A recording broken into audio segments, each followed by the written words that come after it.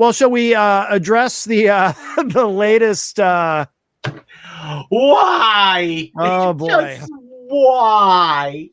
Oh, Semi-professional Sammy Hagar impersonator Jose Martinez, continuing to make. This is not his official press photo, by the way. I did a little digging. This is a picture of him. Apparently, he uses a filter when he does his YouTube videos. This is him without the filter. It's substantially worse. Yeah, I did not know that was possible. Stunning man. Yeah. Well, it's something. I wouldn't say. Oh boy. Now this is him. This is a picture. Days. Well, this is a picture of him taken in Las Vegas, actually, doing his Sammy Hagar tribute show.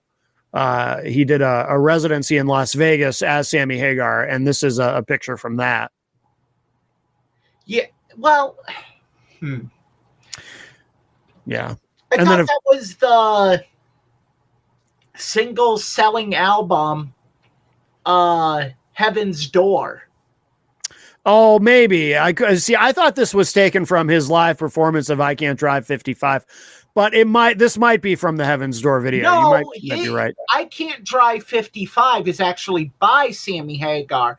I Can't Count to 55 is by Jose Martinez. Oh, I understand. Confused. I understand. And then, of course, here's a picture of him from 1986 when he began his career as a semi-professional Sammy Hagar impersonator. And by the way, we have proof of all of this. Yes, we have discussed it several times. If anyone wants to challenge us. And, of course, that was before he had the honor and privilege of interviewing the keyboard player from Vanilla Fudge.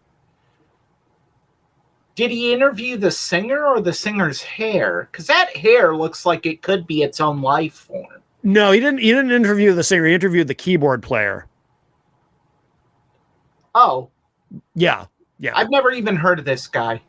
Yeah, he's a keyboard. I don't know his name. I just know he's a keyboard player from Vanilla Fudge. So that's so quite the journalistic accomplishments there of Mr. Jose Martinez.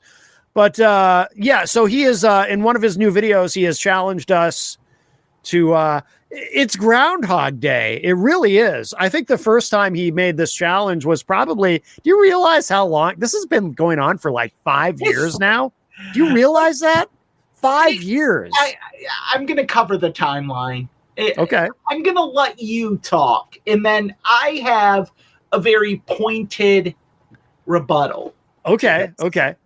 Well, he's once again challenged us to go on. And I love he challenges. It's like the guy who invites other people to your house without talking to you first, because he challenged us to go on and debate him on Charles Richardson's show. And yes. I sent the video to Charles. Yeah. And as of production time, when we went live, I had not received a response from Charles. Right. I'm not accusing Charles of anything. I just want him to know that, hey, your show's being offered up here as a platform for something that, to be quite honest, I have no inclination in taking part in. Yeah. No, I mean, what's the point? Well, there is none. But here's the thing. Oh, we should clarify though, Eric, before we go any further, we should clarify when we say what's the point, we mean what's the point of going on Charles's show just to have a conversation with Jose Martinez? It would What's that? It would be the same sophomoric insults we get on his videos. Yeah. Everything is everybody else's fault, no fault of his own, and he's the victim.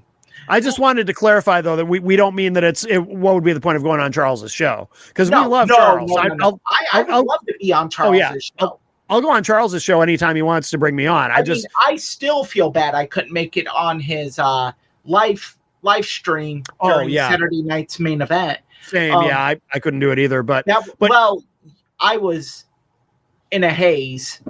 Yeah, I was. I would not have been suitable. Okay. But, look, this has been going on for close to 5 years now. 4.5 It's amazing. It's amazing, isn't it? I have been involved with this. Yeah, yeah. What I have learned about Jose Martinez. Jose, I'm going to look directly at the camera when I say this.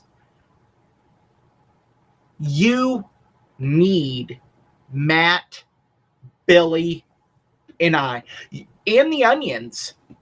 Without us, you have no material. Right. You have outdated, rehashed bits that were on Dr. Demento when I was in middle school and high school. You have a show that you periodically air that is more an exhibit in how not to broadcast a program. Mm-hmm. You bumble with equipment. You fumble with the most mundane technological tasks. And yes, I'll give you a modicum of credit. And if these words are too big for you, go to Mr. D or Jen, and maybe they can help you.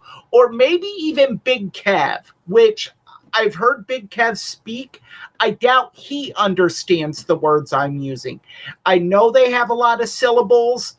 I'm not going to break down to you what a syllable is because we don't have the time. I don't have the patience. You're just going to... He's not friends with Kevin Nash, is he? No. This is remedial. This is like off-brand Big Kev. That's right. He has his own Big Kev. I forgot. Yeah, yes, his own Big Kev.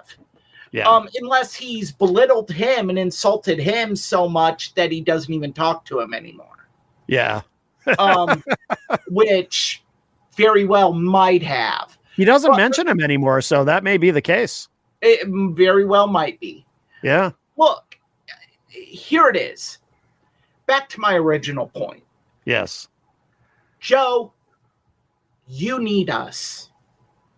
You need us. Without us and without others that have been a part of this, Robin Slim, Dirk Don, people that you claim you chased off. You didn't chase them off. They decided they wanted to go into other avenues and do other things. Right. They have something called passion, which is something you are lacking. Because in this business, Joe, you can't do it to become famous or for notoriety. You have to do it because you love to do it. Mm-hmm. And Joe, the only thing you love is Jose Martinez and the illusions of grandeur that you have of becoming this star. Mm-hmm. Next Howard, you're not even the next Beetlejuice. You look, without us, you have nothing. You have nothing, Joe. You will have to rely on talent, which in 4.5 years I've learned you have none of, and intellect, which in 4.5 years I have learned you have very little of. So there's no reason for Matt and I to sit here and go on Charles's show for a debate that isn't going to be a debate. It's going to be you yelling, screaming, cussing, and using your same tired, immature insults you've used against us the whole time. Yeah. Joe, you have made 13 consecutive videos about Matt and I. 13. And here are the insults, people. I will save you the time of going through and listening to them. Yeah. Insult number 1. I am mentally retarded. I mean, there are probably some people out there that would say, yeah, that Joe is onto something. But I am not. Secondly, that Matt and I are lovers. Let me address that. Matt and I have never met in person. That's kind true. of hard to be lovers when we're in different time zones, let alone different states, let alone different regions of the country. Yes. Also, I would just add, while I do consider myself a staunch LGBTQ plus ally, I personally am not into penis.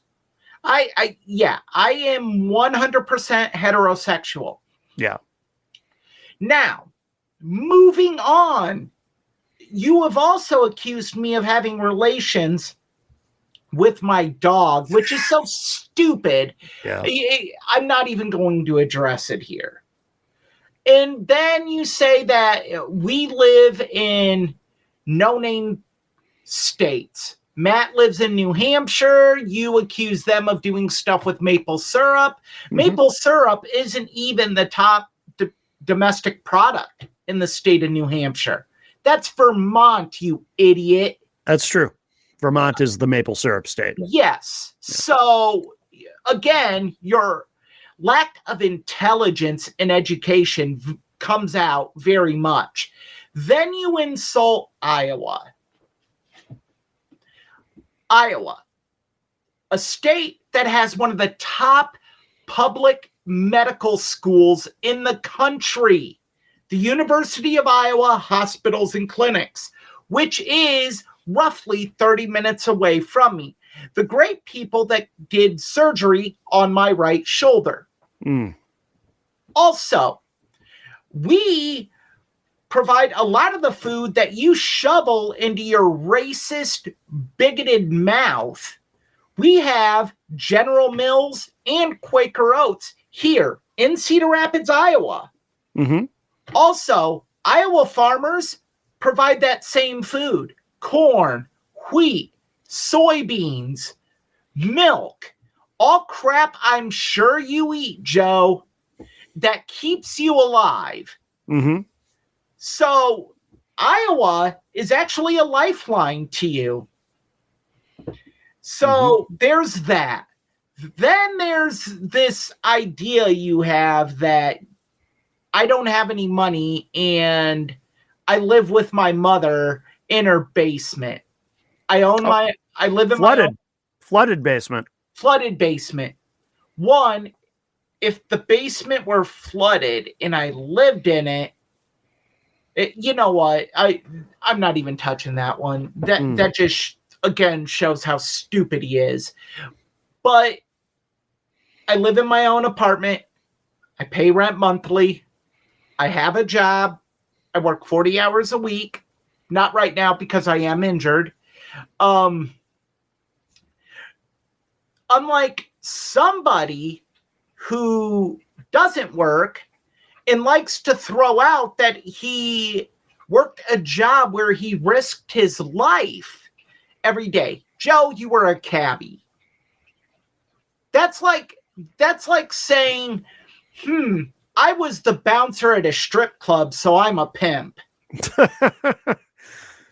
In fairness, I do think being a cab driver, especially depending on what shift you're working in New York City, probably does carry some level of danger. You know who he reminds me of? He's a lot like Louis De Palma from the TV show Taxi, the Danny DeVito character. He really probably the same height. Yeah. Yeah, very same annoyance, same horrible personality, same all of it. Joe, you say how irrelevant Matt and I, Billy, and everyone else are. Then why do you have to keep talking about us? We don't need you, Joe. No. We can do just fine without you. And finally, the last point. In order to kick Matt Connerton's ass in the ratings, as you so succinctly put it, in your own way, you have to consistently have a show. Right. You have done 7 live shows in 5 years. In 4.5 years, sorry. 7 live shows that I can remember. And they were all train wrecks and abominations to the word show. Yeah. No. You will never take out Matt. You will never take me out. There will be no debate because there's no point in it. Now, for everyone else, this is how I will conclude it. And then we will get on to what we do here on a weekly basis because we host a consistent show. My final point is this. Joe, you're going to call us cowards. You're going to say we're pussies. You're going to say we're punks. You're going to say all of this. Fine. Go ahead, Joe. But who's really the pussy, the coward, the punk? Matt and I, who have better things to do than debate a geriatric old man that's severely lacking in faculties, or the geriatric old man that challenged people to call into his show and then blocked us when we called in, like you did, or the geriatric old man that called the FBI on Billy Painter. Newsflash, Joe, the FBI laughed at you. Yes, they did. You called the cops on DJ Reckless. Newsflash, Joe, the cops laughed at you. All your threats are empty. Anything you could do is meaningless. Yeah. You can't touch us. Just give up. Go on your merry little way. Go back to making your racist, bigoted videos. Go back to your fart machine and your honey roasted peanuts and talking about the days when you were growing up and all of that. Yeah. This is the last time we will mention you on this program. We're not going to do it. We're not going to give you the material. We're not going to help you in giving you stuff to talk and ramble on about. Just go about your merry little way, and this is it. I do think it's funny that he talks in his video. I do have to mention this. He talks in his videos about how I have spies because I'm blocked from his YouTube channel. You can't block people from viewing your YouTube videos. You can only block them from commenting. Yeah. So Joe, if you do watch this or listen to this, I just want you to know, I don't have any spies.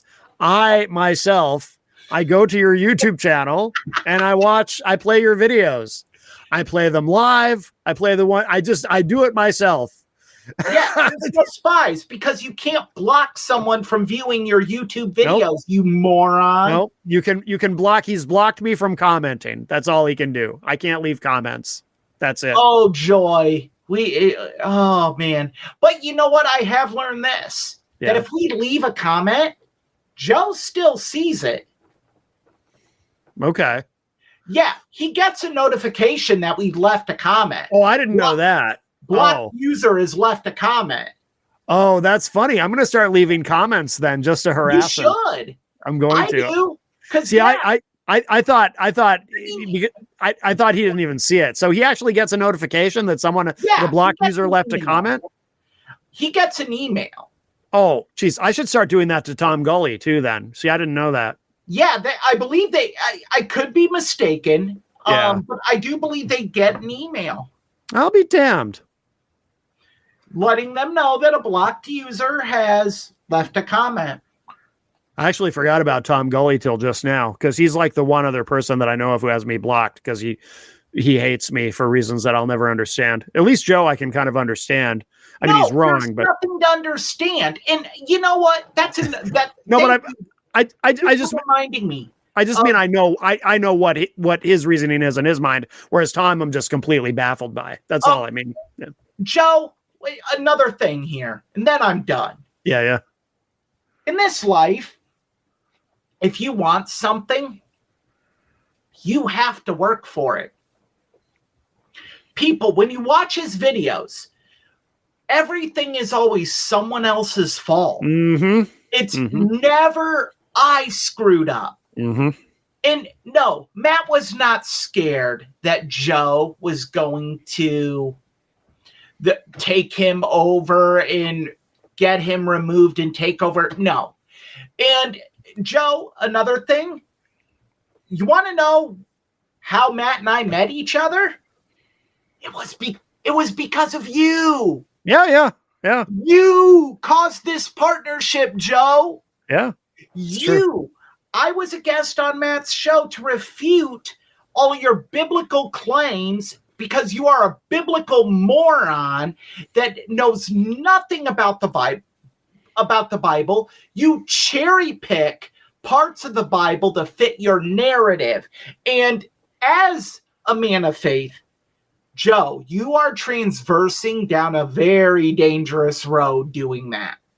Very dangerous. And if you're the man of faith you say you are, I'm going to leave it at that, because I am a man of faith and I do not want to say in anger what will happen to you for doing that, because that puts some very bad juju on me.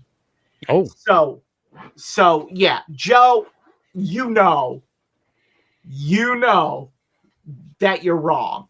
And if you don't know, I highly suggest you pick up a Bible and actually read the passages on the crucifixion and see who was really at fault for the crucifixion of Jesus.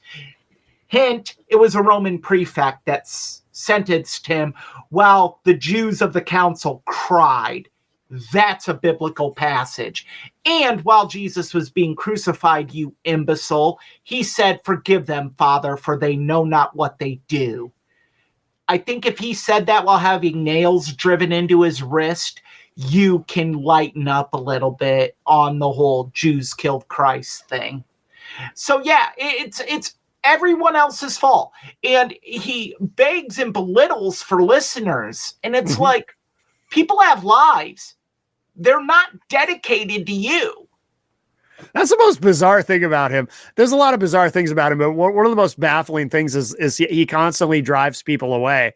Like, if you show him the slightest bit of attention, he can't wait to find an excuse to drive you away. No, he thinks the littlest bit of attention is like a pledge of undying loyalty. Yeah, like, it's bizarre. Your world revolves around him now. And it's like, no.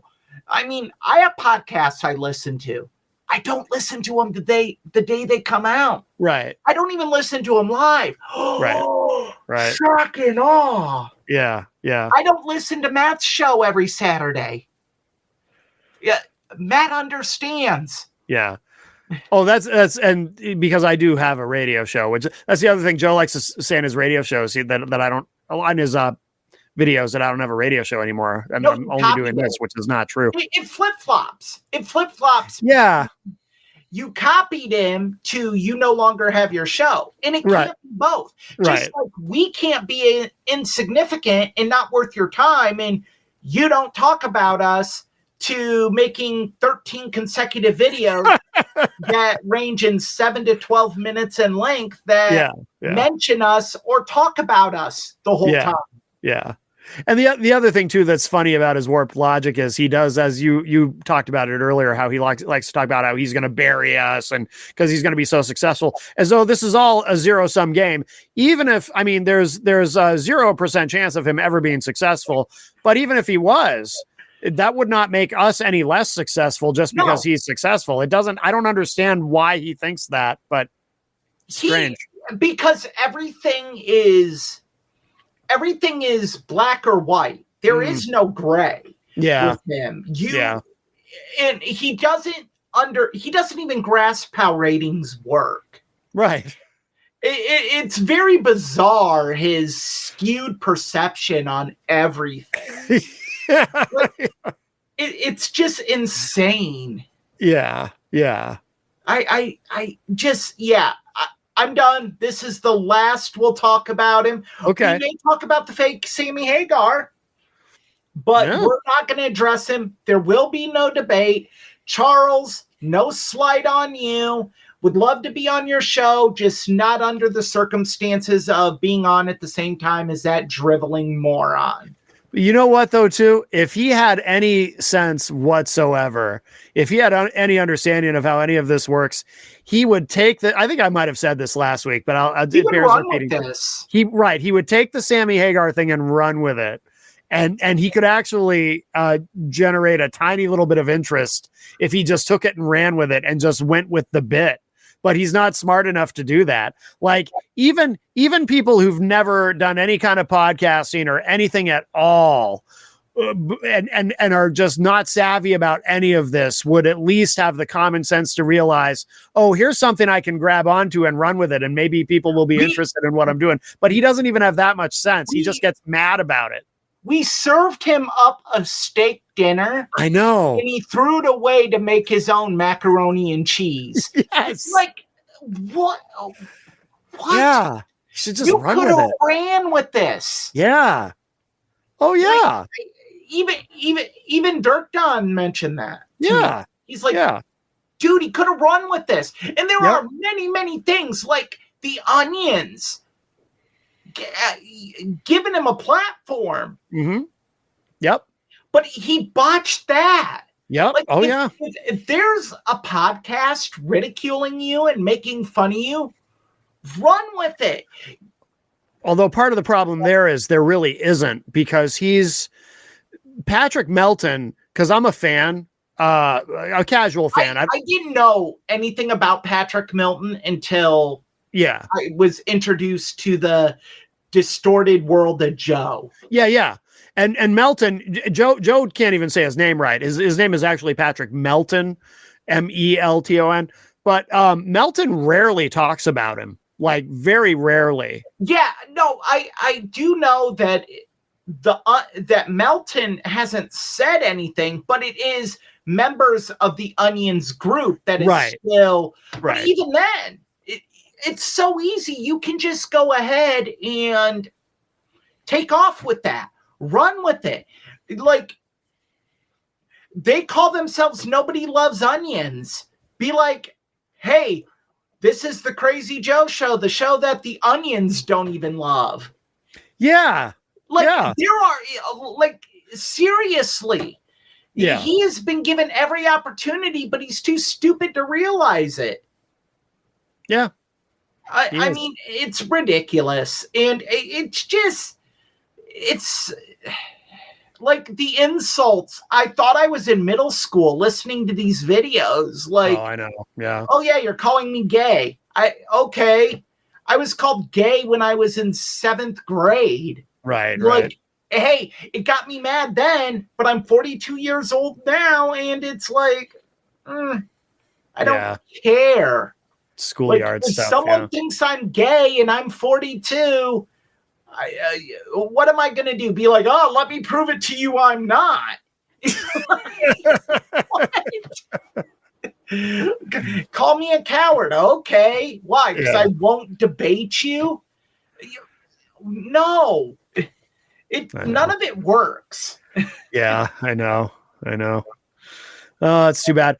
You know, way back before everything went awry with him, like initially, like when I first met Joe, I've never met him in person, but when he first started calling my show, and then he got interested in having a show on IPM and everything, I was actually excited to work with him, because when he wasn't like before he showed his true colors, and how racist he is and anti-Semitic and all that, like in the very beginning when I first encountered him, I thought he was an engaging personality, and I kind of thought, you know, he's got something here, you know, this character, this persona, which turns out to be all too real. But the Crazy Joe persona, I thought it had potential, but it's not a persona.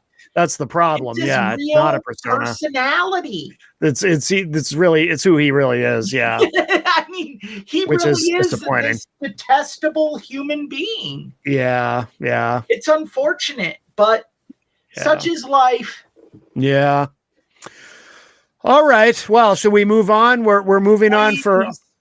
Although I do I just for some reason I like showing this picture. Why? He did, of course, interview the keyboard player from Vanilla Fudge, and he does deserve credit for that. Okay, so moving on.